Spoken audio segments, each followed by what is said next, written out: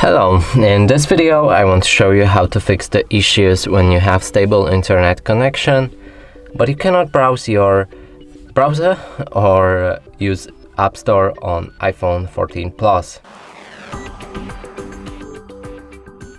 And first let's try opening any website on the browser. So here's a Firefox and it crashed, but okay, it's fine. Yeah, it doesn't work at all. The same as with Edge. So if we try to visit any website, it won't connect. Now let's try to download any app from App Store. So here, let's go for the Travel Town, I guess, but it's the same thing. And to fix this, we need to open the settings. Right here, go for the date and time. So General, date and time, and enable set time automatically. Now if we go back to the browsers, they should work fine.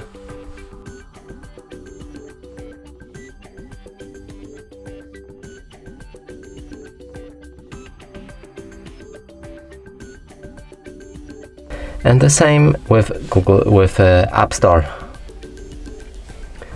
And that's it for this video. Hope you like it. Please consider subscribing to our channel, leave a like and a comment below.